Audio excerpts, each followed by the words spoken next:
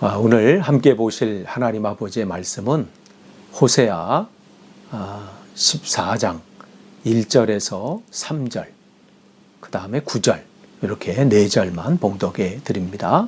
호세아서 14장 1절에서 3절, 그 다음에 9절 말씀을 제가 봉독해 올리겠습니다.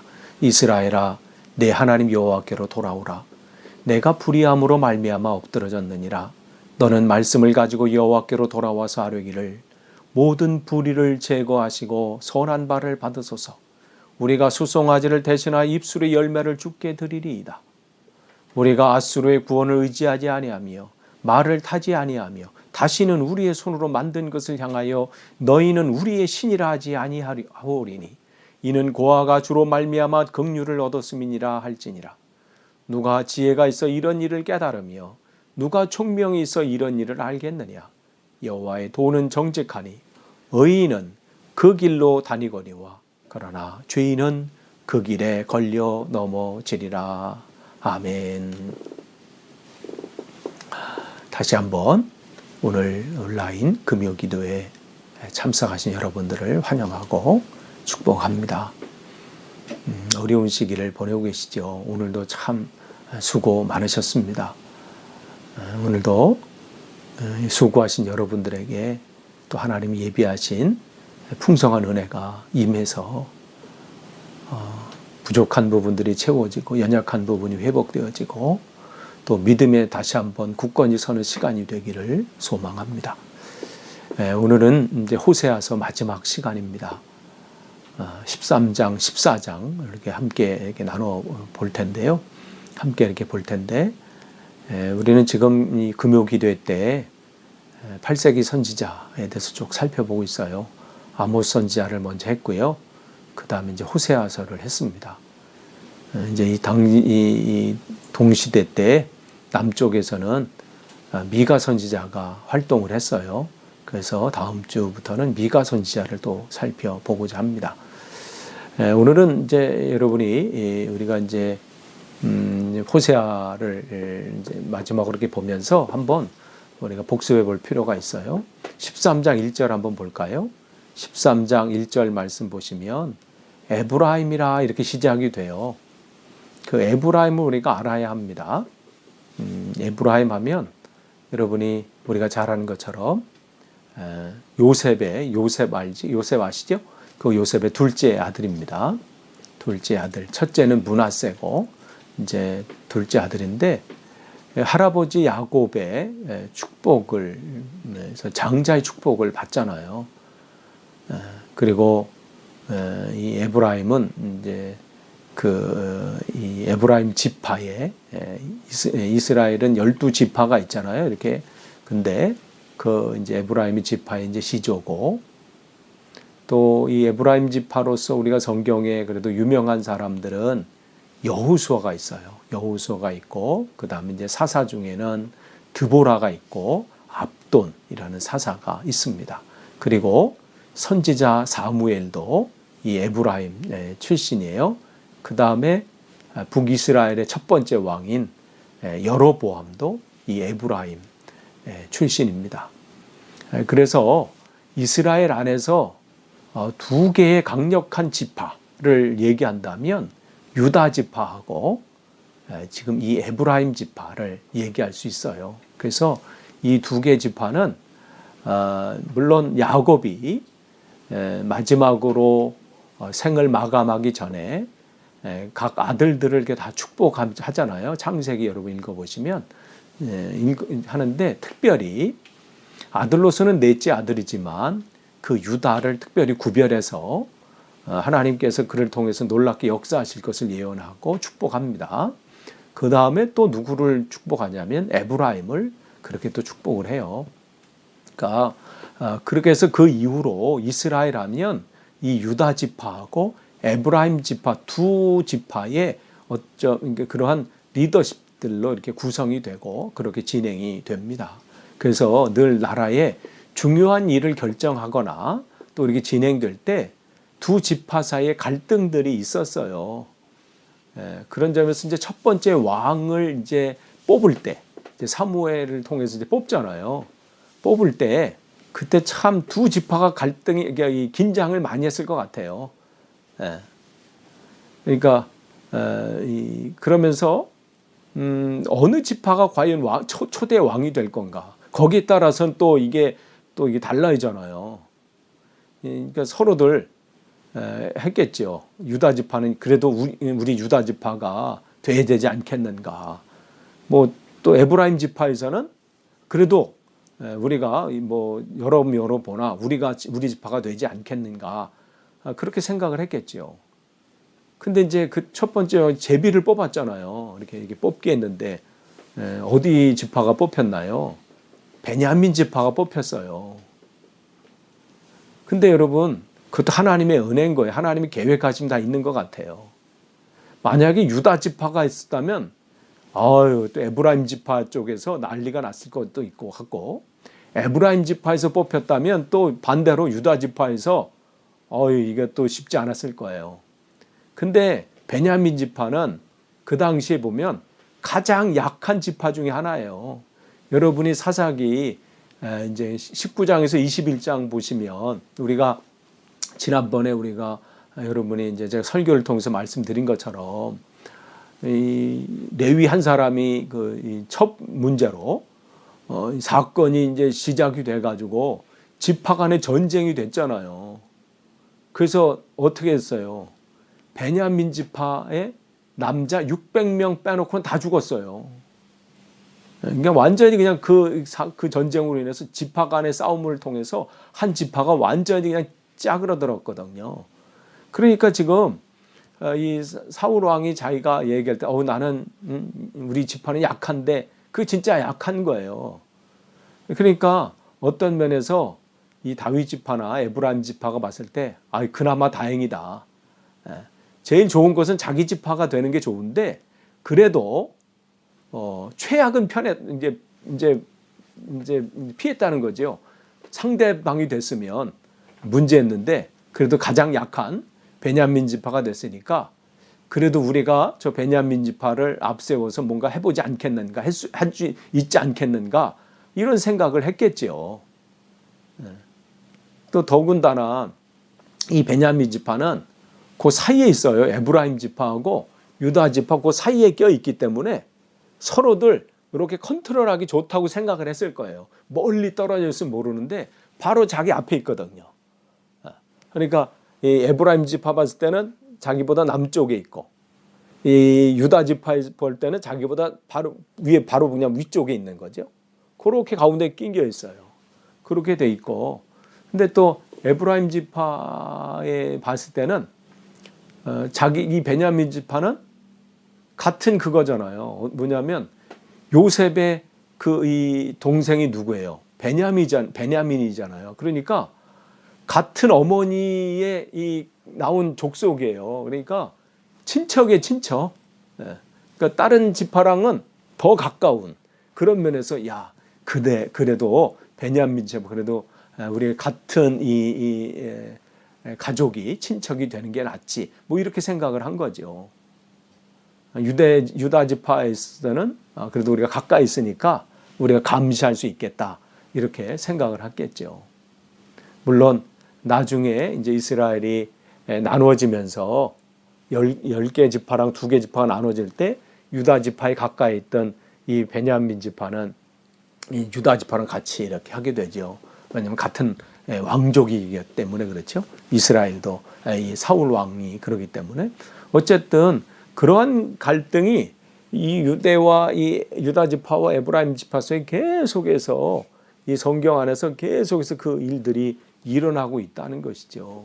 그런 면에서 보면 사무엘상 11장 8절 보면 여러분이 성경 읽으실 때 조금 궁금해하신 적은 없으셨나요? 거기 보면 길앗 야베스라는 곳에 암몬 사람 나하스가 공격을 해요.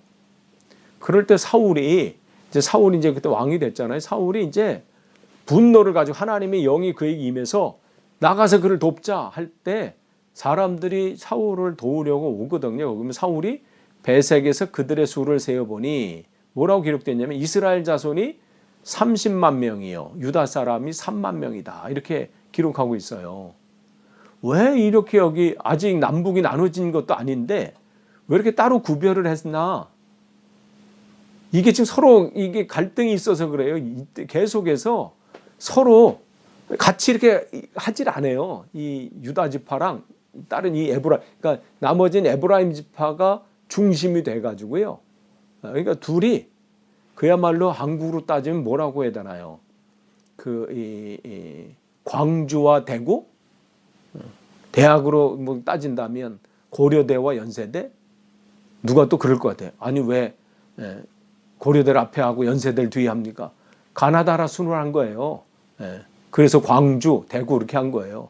그러니까 그거 오해 없길 바랍니다. 어느 분은 이런 것까지 또 신경 쓰시는 분 계셔. 그러니까 지금 그런 관계예요. 그런 관계 서로 이렇게. 물론 지금은 안 그러겠죠. 예전에 그런 거예요. 예전에 대구나 광주, 뭐 연대나 고대나 연대. 지금은 안 그러겠죠. 지금 그거보다 더한 상황이 여기에요.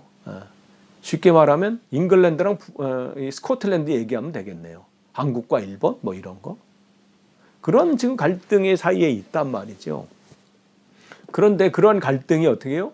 솔로몬 왕 이후에 르호보암이 솔로몬의 아들 르호보암이 이제 왕이 되잖아요. 그러면서 이제 이 두 지파의 갈등이 심화가 됩니다. 계속해서 유다 지파가 왕이 되는 것도 못마땅한데 지금 다윗이 왕이 됐잖아요. 유다 지파. 솔로몬도 유다 지파 아들이 됐으니까 또 유다 지파야. 그 다음에 또 그 아들이 되니까 사실은 속이 그냥 부글부글하죠. 왜 지들끼리만 해먹어 뭐 이런 거. 근데 뭐 하나님 뜻이 거기에 있으니 뭐 어쩔 수 없죠. 또 원체 다윗의 그 왕권이 강력했으니까 아무 말도 못하고 또 이미 이 사람들의 그런 것들 다 그쪽에 있고. 그런데 이때 이제 에브라임 지파의 대표인 여로보암이죠. 사실은 10개 지파의 대표나 마찬가지예요. 그 여로보암이 이 솔로몬의 아들인 이제 르호보암이 이제 새로 왕이 되니까 찾아와요. 사실 여로보암은 그 솔로몬 그 왕 때 솔로몬 왕이 그를 이렇게 픽업했어요. 발탁했어요. 그래서 이 요셉 지파, 이 두 개 에브라임과 므낫세 지파 두 지파의 리더로 세워요. 왜냐하면 그의 이 부지런함과 총명함을 솔로몬이 알았기 때문에 에브라임한테 야 네가 그쪽은 네가 관할해라. 이 정도로 대단한 총명한 사람입니다. 그런데 하나님께서 이 선지자를 통해서 아히야라는 선지자를 통해서 어떻게 해요? 예언을 하시거든요. 솔로몬 네가 우상 숭배해 가지고 하나님이 10개 지파를 이 여로보암에게 준다. 이 예언의 말씀 듣고 이제 솔로몬이 큰일 난 거죠. 왜냐하면 이게 자기 아들한테 가야 되는데 저놈 때문에 문제가 될 것 같으니까 그 여로보암을 죽이려고 그래요. 결국 피해 가긴 하지만 그런 상황 가운데 이제 솔로몬이 죽고 아들이 됐을 때 그 아들을 찾아온 거예요. 찾아와서 우리가 당신을 섬기겠습니다. 단 조건이 있습니다. 당신 아버지가 통치할 때는 너무 엄하게 하고 세금도 과하게 하고 뭐 이렇게 그 얘기 말하면 차별했다는 거예요.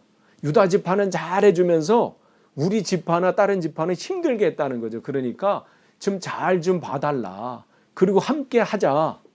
그런데 어떻게 해요? 무시하죠. 그 얘기를 듣지 않아요. 결국 그래서 어떻게 해요? 나눠지는 거예요.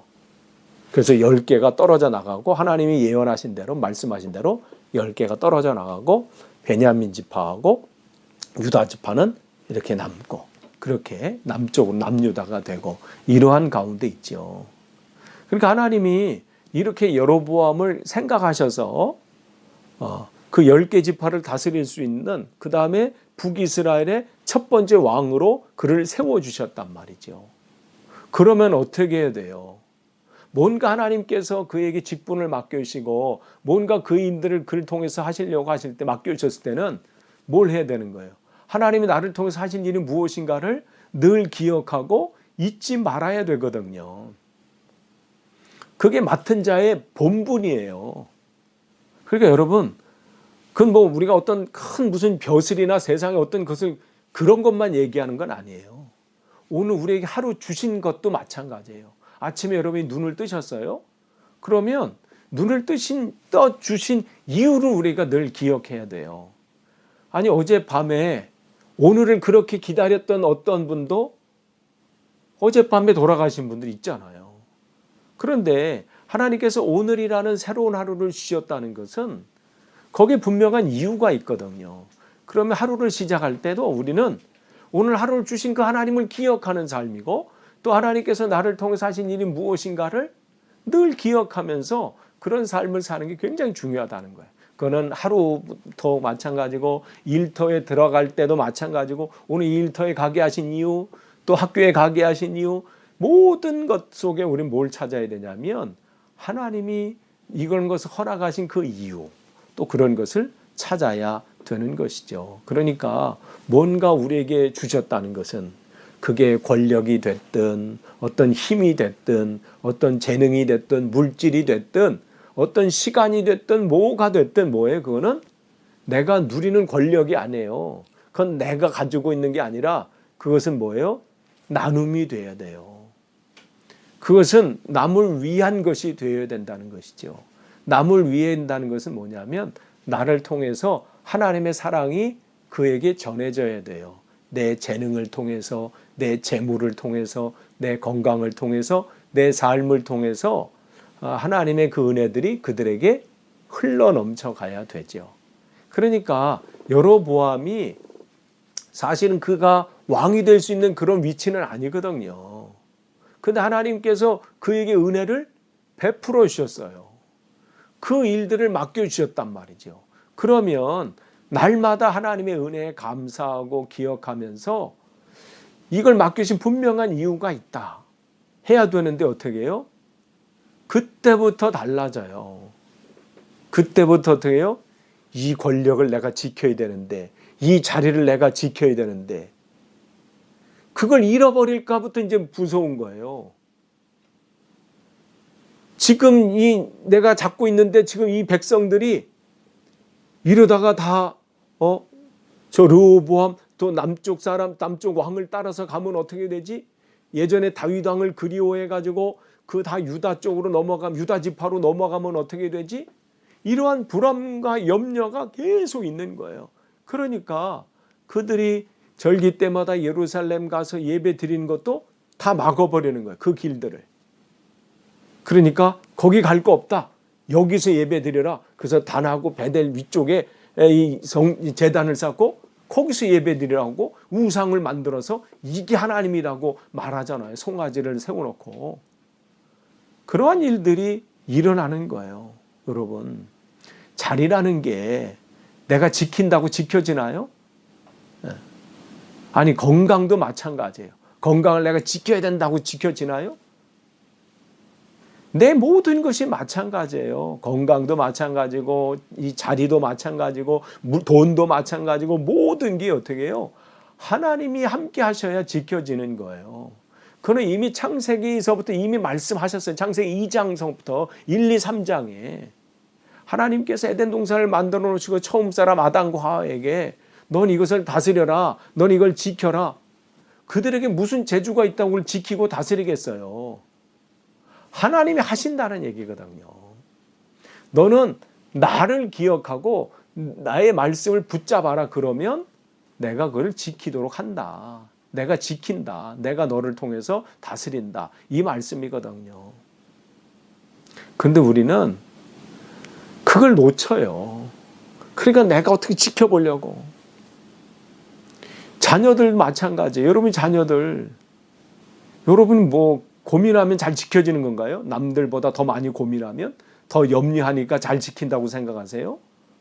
그러면 여러분이 내가 딴 사람보다는 내가 더 고민하니까 그렇게 될 것 같으면 금식하면서 고민하지요. 그렇게 되지 않거든요. 그렇게 되는 거라면 이미 하나님께서 너는 항상 근심해라. 쉬지 말고 염려해라. 범사에 걱정해라. 이렇게 말씀하셨을 거예요. 근데 그런 말씀은 없잖아요. 무슨 말씀하셨어요? 염려하지 말라. 근심하지 말라. 하나님을 믿으니 또 나를 믿으라. 이 말씀만 하시거든요. 근데 지금 이 여로보암 어떻게 해요? 그게 걱정되는 거야. 그거 잃어버릴까 봐. 그러니 어떻게 해요? 이걸 지키려고 하여간 자기가 할 수 있는 것은 다 해요. 그걸 뭐라고 성경 기록하고 있어요? 오늘 여러분이 읽은 우리가 읽지 않은 13장 1절, 2절 여러분 말씀 보시면 이 호세아 13장 1절, 2절 말씀 한번 보세요.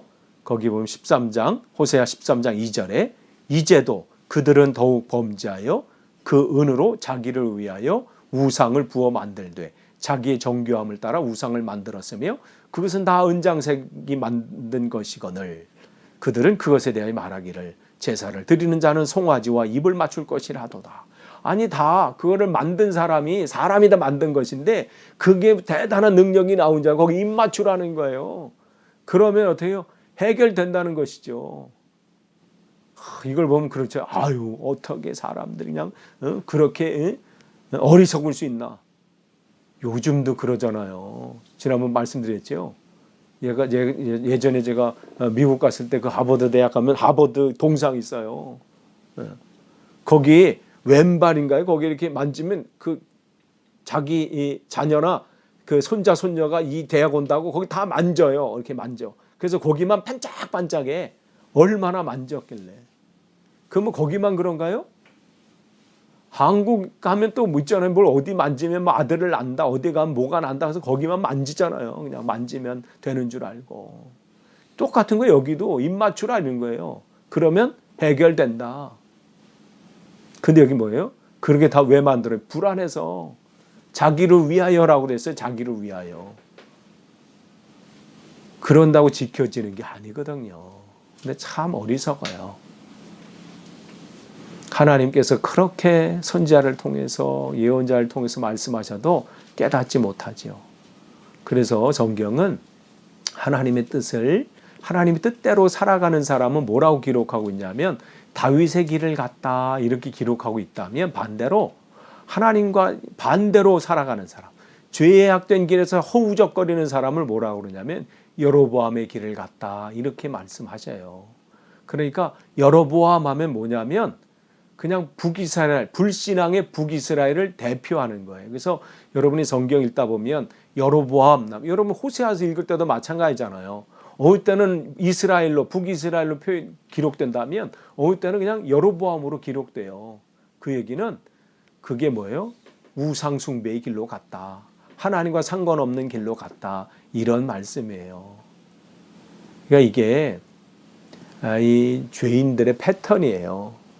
즉 뭐예요? 우상을 숭배하는 거예요. 처음 사람 아담과 하와도 자기 눈에 좋은 대로 그렇잖아요. 그 선악을 알게 하는 나무 열매 속에 심어놓으신 하나님의 말씀을 봐야 되는데 그게 보이지 않잖아요. 그 안에 담겨진 하나님의 말씀이 보여져야 되거든요. 그런데 그것을 늘 기억하는 삶을 살아야 되는데 어떻게 해요? 열매가 보이기 시작하면서 문제가 되는 거예요. 그러니까 여러분, 우리가 이 땅에 살 때도 마찬가지예요. 주님께서 우리가 대표적으로 십계명을 주셨잖아요. 살인하지 말라 이렇게 말씀하셔요. 그러면 그렇게 말씀하시는 분도 계세요. 난 살인하지 않았는데. 아니, 물론 우리가 뭐 실제적으로 뭐 누굴 살인하거나 그러지는 않았지요. 근데 거기서 살인하지 말라 그러니까 괜찮은 거예요. 거기서 살인하지 말라는 얘기는 뭐예요? 생명을 사랑하라는 말이에요. 그러니까 그가 어떠한 생명일지라도 세상 사람들이 볼 때 별 볼 일 없는 사람일지라도 모든 생명은 존중받아야 된다는 거예요. 어떤 특별한 사람만이 아니라 그 말씀을 하시는 거거든요. 그 얘기는 뭐냐면 그 사람 속에 심어놓으신 하나님이 주신 그 생명을 보라는 거예요. 아무리 보잘것없는 사람일지라도 우리가 함부로 할 수 있는 사람은 세상에 한 사람도 없습니다. 그러니까 그 사람 속에 우리 눈에 보이는 그 사람 안에 심어주신 하나님이 주신 그 생명을 봐야 된다는 거예요. 그게 살인하지 말라는 겁니다. 간음하지 말라는 것도 마찬가지예요. 나 간음 안 했는데요. 그게 뭐예요? 그 남녀 관계 속에, 그 가정 속에 있는 그 사람의 관계를 사랑하라는 것이죠. 존중하라는 얘기입니다. 거짓 증언도 마찬가지죠. 우리가 요즘 자기 이익 때문에 얼마나 거짓 증언하는 사람이 많습니까? 가짜 뉴스 막 내보내고 말이죠. 그러니까 결국은 뭐예요? 그것도 왜 거짓 증언을 해요? 자기 살려고. 자기는 그 어려움에서 빠져나오려고. 그럼 뭐가 돼요? 그 거짓 증언 때문에 딴 사람은 죽음을 맞이하잖아요. 딴 사람은 어려움 속에 빠지잖아요. 결국은 뭐예요? 그것은 하나님을 사랑하지 않은 것이죠. 그러니까 우리는 모든 것 속에 뭘 봐야 돼요? 그 안에 심겨진 걸 봐야 돼요. 그 속에 계신 하나님. 내가 누구를 만나든 어떤 사람을 만나든 그 사람 안에 계신 하나님을 보는 거예요. 그러면 우리의 말을 함부로 할 수 없어요. 어떻게 뒷담화를 합니까? 어떻게 그 뭐 뒷속으로 수근수근 얘기를 합니까? 할 수가 없지요. 그 안에 계신 하나님을 기억한다면. 그러니까 함부로 말할 수가 없어요. 함부로 행동할 수 없지요.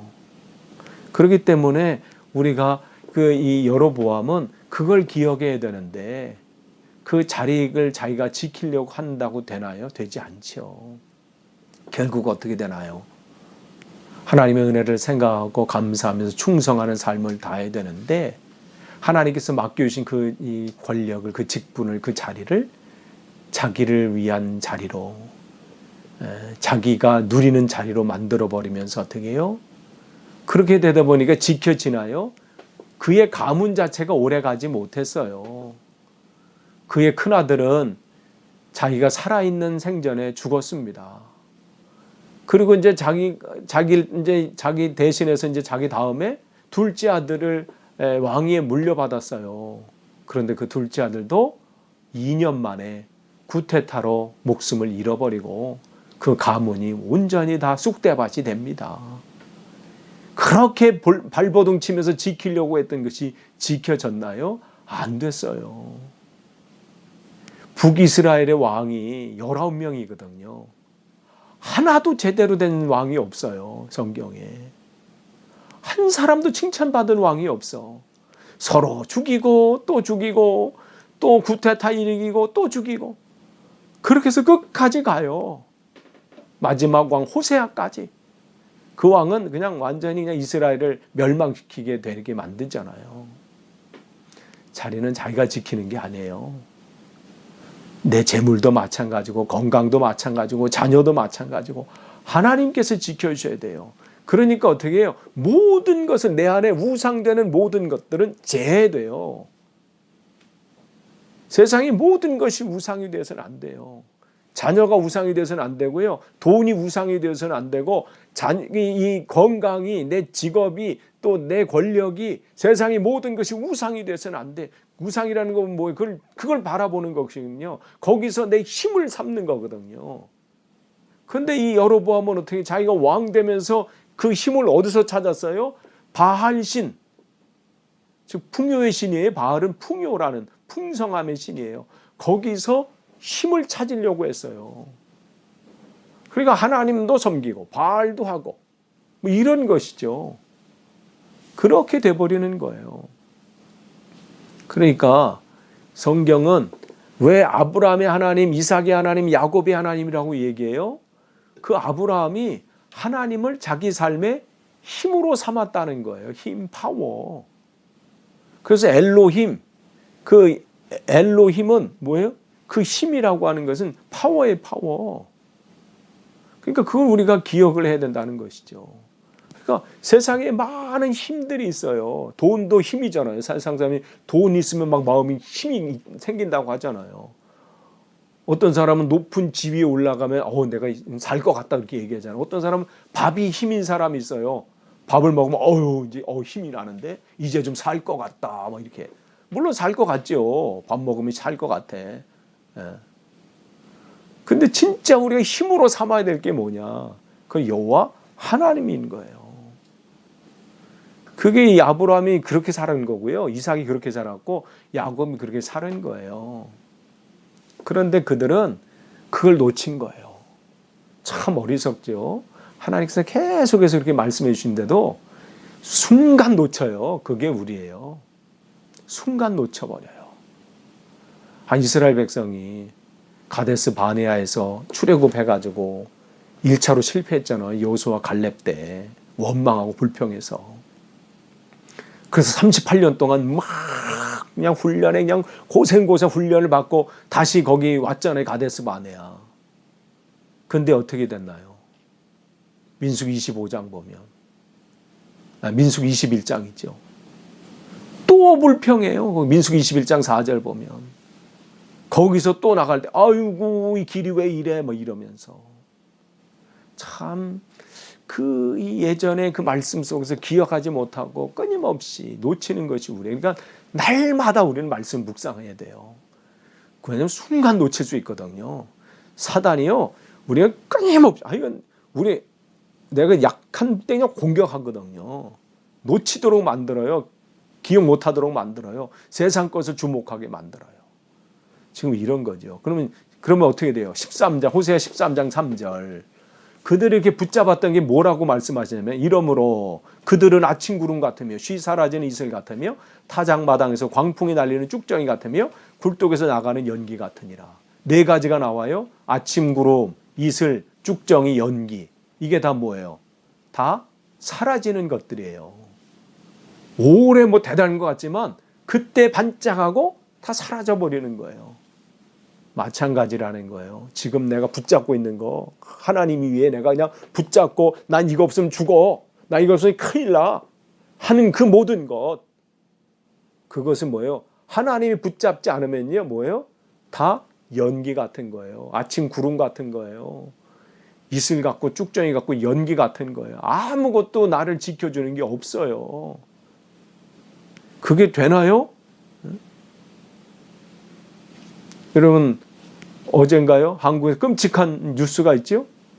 세 딸이 어머니를 죽였어요. 그것도 딴 사람의 이 소리에 귀 기울여 가지고 참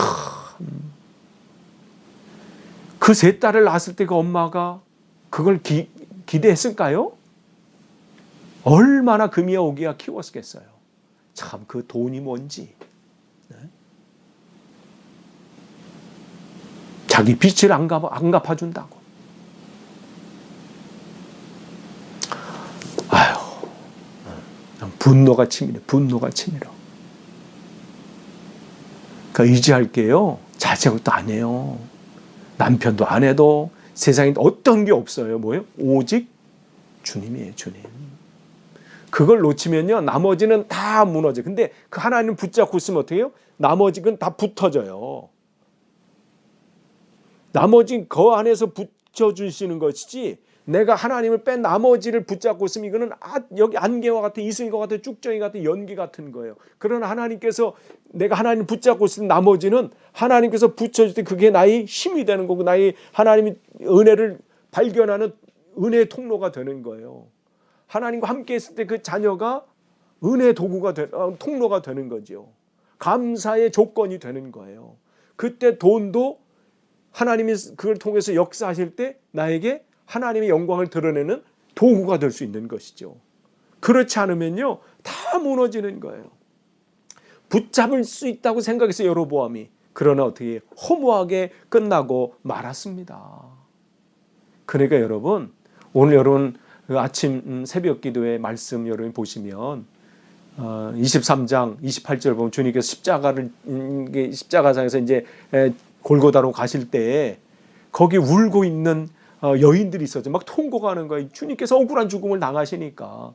그때 예수님께서 그 여자분들을 보면서 뭐라고 말씀하세요? 예루살렘 여인들아 나를 위해서 울지 말고 누구를 위해서 울라? 너 자신과 누구를 위해서? 너희 자녀들을 위해서 울라. 왜냐하면 곧 환란이 올 텐데 그 환란 때에 믿음을 잃어버려가지고 환란의 고통 속에 헤매이지 않도록 그 고통 속에서 참혹함을 만나지 않도록 지금 준비하면서 기도하라는 거예요. 그 환란이 얼마나 힘들고 고통스러운 것을 주님께서 예언하시면서 그때는 자식이 없는 사람이 오히려 행복하다 말씀하세요. 왜냐하면 얼마나 그 고통이 힘들면 그 자식들이 자기 눈앞에서 고통스러운 것을 볼 때 미친다는 것이죠. 얼마나 그 고통이 심하니까. 그러니 너희 자녀들이 믿음을 가질 수 있도록 깨워서 지금부터 기도로 통곡하면서 기도해라 라는 거예요. 무엇을 먹일까, 무슨 대학을 보낼까, 무슨 얼마 그레이드, 무슨 피아노 7, 8 그게 중요한 게 아니라 믿음에 흔들리지 않도록 하나님의 심판의 때가 올 텐데 그때 그 고통 가운데 허덕이는 그것은 보지 않으려면 지금부터 눈물로 기도하라는 거예요. 그 자녀들이 믿음 안에 올 수 있도록. 그게 우선이라는 거예요. 그게. 그러니까 나를 위해서 울지 말라. 그렇게 지금 말씀하세요. 얼마나 그 고통이 힘들면 차라리 그 고통 가운데 있는 사람들 무슨 마음을 갖냐면 차라리 그냥 산이 무너져가지고 내가 거기서 죽었으면 좋겠다. 그 정도로 그런 상황이 된다는 거예요. 그러니 그날이 오기 전에, 심판날이 오기 전에 내 자녀를 위해서 눈물을 흘려라. 또한 내가 믿음이 그 끝까지 잘 갈 수 있도록 시작은 좋은데 끝에 가서 믿음을 놓쳐가지고 그 고통 가운데 있지 말고 심판의 고통 앞에 헤매이지 말고 눈물을 흘려라. 그 말씀하는 거예요. 그러니까 주님께서 이 호세아를 통해서 진짜 정신 차리라는 거예요. 회개하라는 것이죠. 그래서 호세아 13장 4절 보면 그들이 하나님께서 말씀하시죠. 그러나 애굽 땅에 있을 때부터 나는 내 하나님 여호와라. 나밖에 내가 다른 신이 알지 못할 것이나 나 외에 구원자가 없느니라. 하나님은 변하신 게 없다는 거예요. 여전히 지금도 나는 너희 하나님이다. 애굽 출애굽할 때부터 지금까지 구원자가 따로 있지 않다. 내가 구원자다. 내가 너를 먹인다. 내가 너를 지킨다. 이걸 기억하라는 거예요. 이게 하나님 말씀 요약입니다.